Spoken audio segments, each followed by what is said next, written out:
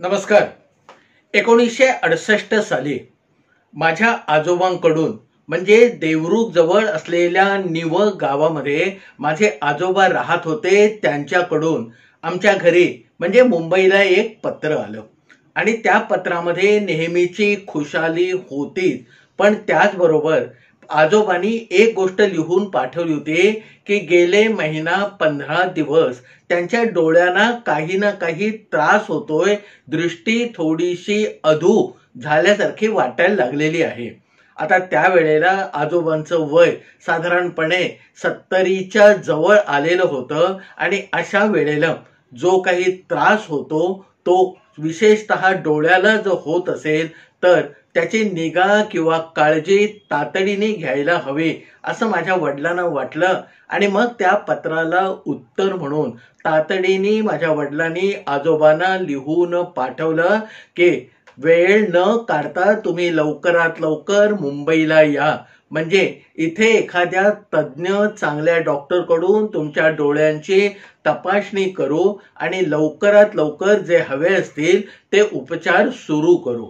आजोबांनी हे मानचं पत्र तिकडे पोहोचल्यानंतर लगेच 8-10 दिवसामध्ये घरातली सगळी आवराआवर करून आजीला बरोबर घेऊन पुढच्या 15-20 दिवसानंतर ते मुंबईमध्ये दाखल झाले. तोपर्यंत माझ्या वडिलांनी त्यांच्या ऑफिसमध्ये त्यांचे जे सहकारी होते त्यांच्याकडे हा विषय काढला की माझ्या वडिलांना असा असा डोळ्याचा त्रास व्हायला लागलेला आहे आणि एका डोळ्याच्या चांगल्या डॉक्टरांची आम्हाला गरज आहे. त्यावेळेला माझ्या वडिलांबरोबर त्यांचे एक सहकारी होते बेहेरे नावाचे. त्यांनी हे सगळं ऐकल्यावर तिथल्या तिथे माझ्या वडिलांना सांगितलं की केतकर साहेब काही काळजी करू नका. दादरला शिवाजी पार्कच्या एका टोकावर नरोत्तम भाटिया नावाचे एक डॉक्टर आहेत आणि डोळ्यांच्या डॉक्टरांमध्ये मुंबईमध्ये जर नंबर लावायचे झाले तर या भाटिया डॉक्टरांचा नंबर वरतून दुसरा किंवा तिसरा असेल. आता इतकी पक्की माहिती मिळाल्यानंतर आणि आजोबा आमच्या गावातून निघून आमच्या घरी मुंबईला येऊन पोहोचल्यानंतर मग वडिलांना तसं वेळ काढायचं काही काम नव्हतं, म्हणून एक दिवस त्या नरोत्तम भाटियांचं दवाखाना म्हणजे त्यावेळेला त्यांचं जे डोळ्यांचं हॉस्पिटल होतं शिवाजी पार्कचा जो कोपरा मुंबईच्या बाजूला आहे त्या एका कोपऱ्यावरती तिथे जाऊन बाहेरून वडिलांनी ते सगळं लोकेशन बघून ठेवलं आणि मग दुसऱ्या दिवशी माझ्या आजोबांना सांगितलं की उद्या आपण या ठिकाणी डॉक्टर भाटियांना तुमचे डोळे दाखवून घेऊया. त्यावर माझे आजोबा म्हणाले की बाबा सगळा फौज फाटा घेऊन जायची काही गरज नाही, मी माझ्या नातवाला म्हणजे मला उत्तमला बरोबर घेऊन जातो आणि तू तुझ्या ऑफिसमध्ये जा. सुरुवातीच्या काळामध्ये डॉक्टर जे काही सांगतात ते आम्ही ऐकून घेतो आणि त्याच्यानंतर काही विशेष असे उपचार ऑपरेशन करायचं असेल तर त्यावेळेला मात्र तू माझ्या बरोबर नक्की ये, असं आजोबांनी सविस्तरपणे माझ्या वडिलांना सांगितल्यानंतर त्यांनाही ते पटलं. 2 दिवसानंतर एक दिवस सकाळी 8:30-9:15च्या सुमारास मी आणि माझे आजोबा आमच्या घरातून निघालो आणि टॅक्सी करून नरोत्तम भाटियांचं जे हॉस्पिटल होतं डोळ्यांचं शिवाजी पार्कच्या एका रस्त्यावरती त्या ठिकाणी जाऊन पोहोचलो. एकंदर सगळा जो तिथला जामानिमा होता त्याच्यावरून एक लक्षामध्ये येत होतं की डॉक्टर भाटिया हे बरीच वर्ष या ठिकाणी आपला डॉक्टरकीचा व्यवसाय करत असावेत. एकंदर त्या दवाखान्यातले म्हणजे डोळ्यांच्या हॉस्पिटलमधले टापटीप आणखीन डामडौल बघून हे एक मोठं प्रस्थ असावं असं निश्चितपणे मला आणि माझ्या आजोबांना वाटायला लागलं. पहिल्या 5-6 पायऱ्या चढून आम्ही वर गेलो तर तिथे एक विस्तीर्ण असा हॉल होता. त्याच्यामध्ये येणाऱ्या पेशंटसाठी बसायला 15-20 खुर्च्या टाकलेल्या होत्या आणि त्या सगळ्या खुर्च्यांना मऊ मऊ गुबगुबीत अशा गाद्या बसवलेल्या होत्या. माझ्या दृष्टीने एखाद्या डॉक्टरकडे गेल्यानंतर पेशंटना वाट बघत बसण्यासाठी अशा गुबगुबीत गाद्या हे मला त्यावेळेला आणि त्यावेळेच्या एकंदर काळाप्रमाणे थोडंसं नवल वाटलं. आजोबांनी तिथे जे रिसेप्शनवर माणूस होता त्याला आपलं नाव गाव पत्ता सांगितला आणि त्या माणसाने सांगितलं की अर्धा तास बसा, एक 2-3 नंबर आल्यानंतर मग तुमचा नंबर येईल. आजोबा त्या रिसेप्शन काउंटरवरनं परत माझ्याजवळ कोचावर म्हणजे त्या गुबगुबीत गाद्यावर येऊन बसले. 5 मिनिटं गेले, 10 मिनिटं गेले आणि असा साधारण जवळजवळ अर्धा तास गेला आणि मग आजोबांनी पटकन मला उठून सांगितलं की उत्तम, आपण घरी जाऊया. आता त्यावेळेला माझं साधारण 10-11 वर्षाचं वय होतं.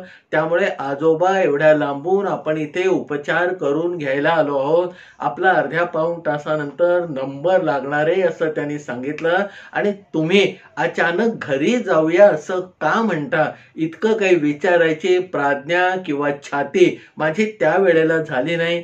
आजोबांनी आपण आता घरी जाऊया म्हटल्यानंतर पडत्या फळाची आज्ञा धरून पायामध्ये चपला सरकवून मी तयार झालो. आजोबा माझ्याबरोबर माझा हात धरून त्या पायऱ्या परत उतरून आम्ही बाहेर आलो आणि बाहेर आल्यानंतर दुसरी टॅक्सी पकडून मुंबईमधल्या आमच्या घरी दाखल झालो. तोपर्यंत दुपारचे 12:30-1चा वेळ झालेला होता. आता आजोबा का परत आले असं माझ्या आईने काही विचारलं नाही. ती तिच्या कामामध्ये गुंग होते. पण रात्री वडील आमचे ऑफिसमधनं आल्यानंतर वडिलांनी मात्र आमच्या आजोबांना विचारलं की बापू कसं झालं, काय म्हणाले डॉक्टर, तपासलं नाही की नाही. त्यावर मी काही बोलणार एवढ्यात आजोबांनी स्वच्छपणे सांगायला सुरुवात केलं की डॉक्टर भाटियांकडे आम्ही गेलो, असं असं सगळं झालं आणि साधारण अर्ध्या पाऊण तासानंतर मला असं वाटलं की इथून आता निघून जाऊया आणि म्हणून आम्ही निघून आलो आणि त्याचं मुख्य आणि महत्वाचं कारण असं आहे. आता आजोबांनी जे कारण सांगितलं ते मलाही पटलं नाही, माझ्या वडिलांनाही पटलं नाही. पण आता सकाळी एक धक्का खाऊन आजोबा परत आलेले आहेत, तेव्हा त्याच्यावर जास्त आता चर्चा, चर्वीचरण, वादविवाद नको असं म्हणून माझ्या वडिलांनी तो विषय तिथे संपवला आणि ते आपल्या कामाला लागले. त्याच्यानंतर 2-4-8 दिवस गेले. आता नरोत्तम भाटियांकडे एकदा बापू म्हणजे माझे आजोबा जाऊन आले. त्यांना तिथे काही पसंत पडलं नाही, म्हणून आता दुसरा डॉक्टर शोधणं भाग होतं आणि म्हणून वडिलांनी नंतर 2-4 दिवसामध्ये परत एकदा आपल्या ऑफिसमधल्या सहकाऱ्यांची हा विषय जेव्हा काढला तेव्हा ते म्हणाले की अहो तुम्ही नरोत्तम भाटियांकडे जाणार होतात ना, तुम्ही नरोत्तम भाटियांकडे वडिलांना पाठवणार होतात ना. असं जेव्हा सहकार्याने विचारलं तेव्हा वडिलांनी विशेष सविस्तर उत्तर न देता काहीतरी गोलगोल बोलून ती वेळ मारून नेली. पण त्याच वेळेला तिथे वडिलांचे पहिले सहकारी ज्यांनी या नरोत्तम भाटी यांचं नाव माझ्या वडिलांना सुचवलेलं होतं ते हजर होते आणि त्यांनी पटकन तोंड उघडून माझ्या वडिलांना सांगितलं की अरे तुझ्या वडिलांनी उपचार करून घेतले नाहीत, हे चांगलं झालं. आता वडिलांना हा थोडासा धक्का होता आणि आजूबाजूचे वडिलांचे जे सहकारी होते त्यांना आश्चर्यात आणि बुचकळ्यात टाकणारी ही बाब होती की बेहेरेंनी अनेकांना अनेक वेळेला या नरोत्तम भाटी यांचं डोळ्यावरचे उपचार करण्यासाठी नाव सुचवलं होतं. केतकर साहेबांनाही या बेहेरेंनी नरोत्तम भाटियांकडे जा म्हणून सुचवलं होतं आणि आज तेच बेहेरे नरोत्तम भाटियांकडे तुझे वडील म्हणजे माझ्या वडिलांचे वडील आजोबा गेले नाहीत, ते बरं झालं असं अचानक का म्हणतायत. त्याच्यावर मग या सगळ्यांच्या चेहऱ्यावर उठलेले प्रश्नचिन्ह, त्यांच्या मनामध्ये चाललेली खळबळ चुळबुळ जाणून घेऊन मग बेहेरे साहेबांनी वडिलांना आणि इथल्या बाकीच्या लोकांना सांगितलं की अरे आता सध्या नरोत्तम भाटिया साहेब 15-20 दिवसांसाठी इंग्लंडला गेलेले आहेत आणि पुढच्या गुरुवारी ते परत येणार आहेत. आता त्याच वेळेला बेहेरे साहेबांनी एक पुस्ती पुढे जोडली की डोळ्यांचं हॉस्पिटल एकदम बंद होऊ नये म्हणून या नरोत्तम भाटियांकडे शिकणारा एक अविनाश कारखानीस नावाचा डोळ्यांचं शिक्षण घेतलेला एक डॉक्टर त्यांचं हे हॉस्पिटल या भाटियांच्या अनुपस्थितीमध्ये चालवतो आहे. आता आमच्या कोकणामध्ये जे म्हणतात ते देवाक काळजी, तसं काहीतरी माझ्या वडिलांना वाटलं आणि बेहेरे साहेबांनी ही बातमी किंवा ही गोष्ट पटकन आपल्या निदर्शनास आणल्यामुळे आता दुसरा डॉक्टर न शोधता जेव्हा केव्हा पुढच्या गुरुवारनंतर नरोत्तम भाटिया भारतामध्ये परत येतील आणि आपल्या दवाखान्यामध्ये बसून काम करायला लागतील, तेव्हा बापूंना स्वतः एकदा घेऊन आपण या नरोत्तम भाटियांकडे जायचं असं वडिलांनी मनामध्ये ठरवलं आणि तो विषय तिथे संपला. मग वडील घरी आले आणि बापूंना म्हणाले की बापू, तुम्हाला काहीतरी जे जाणवतं ते विशेष असतं याची मला अनेकदा प्रचिती आलेलीच आहे, पण तुम्ही भाटियांकडे जाऊन तिथे उपचार न करून घेता त्या दिवशी परत आलात ते सोन्याहून पिवळं झालं.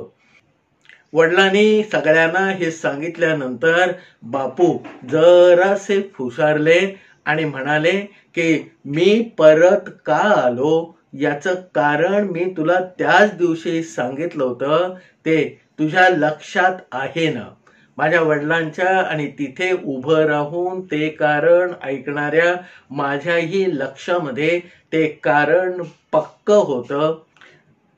नरोत्तम भाटियांच्या हॉस्पिटलमध्ये मी आणि आजोबा जेव्हा पहिल्या वेळेला जाऊन अर्धा तास तिथे व्यतीत करून आलो, त्याच वेळेला माझ्या आजोबांनी चौकस नजरेने आजूबाजूचं सगळं टिपून घेतलं होतं आणि त्या टिपणामध्ये त्यांना एक गोष्ट जाणवली होती की नरोत्तम भाटियांच्या हॉस्पिटलमध्ये असलेल्या त्या रिसेप्शनमध्ये आणि बाहेरच्या पायऱ्यांवर सुद्धा जी झाडं कुंड्यामध्ये लावून ठेवलेली होती ती सगळी मरगळलेली, सुकलेली आणि बघता क्षणी आजारी वाटावीत अशी होती. आणि म्हणून डॉक्टरांनी उपचार करायच्या आधीच बापूंनी म्हणजे माझ्या आजोबांनी ठरवलं होतं की ज्या डॉक्टरांच्या दवाखान्यातली झाडं अशी मरगळलेली, सुरकतलेली आणि वाळलेली आहेत त्यांच्याकडून उपचार करून घेणं योग्य ठरणार नाही आणि केवळ झाडांची ती बाहेरची अवस्था बघून बापूंनी म्हणजे माझ्या आजोबांनी तिथून तडक परत येण्याचा निर्णय घेतलेला होता. त्याच्यानंतर मग 15-20 दिवस गेले आणि एकदा मला परत बरोबर घेऊन बापू म्हणजे माझे आजोबा, माझे वडील असं 3 जण आम्ही त्या ठिकाणी परत एकदा भाटियांच्या हॉस्पिटलमध्ये गेलो.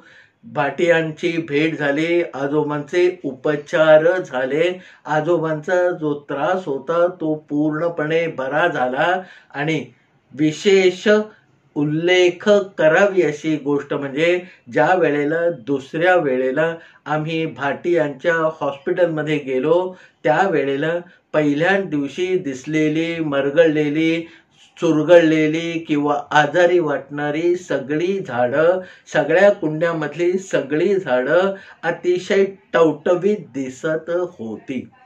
आपण ज्या पद्धतीचं काम करतो त्याचा एक संकेत आपल्या आजूबाजूचं वातावरण येणाऱ्या माणसाला देत असतं. ही गोष्ट मॅनेजमेंटमध्ये एक टेक्निक म्हणून सांगितली जाते, पण जवळजवळ 50-60 वर्षापूर्वी याचा प्रत्यय बापूंबरोबर केवळ 2 वेळेला डॉक्टर भाटियांच्या हॉस्पिटलमध्ये गेल्यावर तंतोतंत म्हणावा असा आला. आणि त्यानंतर पुढची सांगायची एक गोष्ट म्हणजे त्यावेळेला त्यांच्या हॉस्पिटलमध्ये डॉक्टर भाटियांच्या अनुपस्थितीमध्ये जो अविनाश कारखानीस नावाचे डॉक्टर त्यांचं काम बघत होते, आल्या गेल्यावर उपचार करत होते. इतकी वर्ष जाऊनही भाटियांसारख्या अतिशय निष्णात अशा डॉक्टर बरोबर काम करण्याचा अनुभव घेऊनही अविनाश कारखानिसांचं मुंबईमध्ये कुठेही नाव झालं नाही. सत्य हे कल्पनेपेक्षा अद्भुत असतं. याच एका ठाम माझ्या समजुतीला असलेला आणखीन एक वेगळा पदर या कथेतून मी आपल्या समोर मांडला.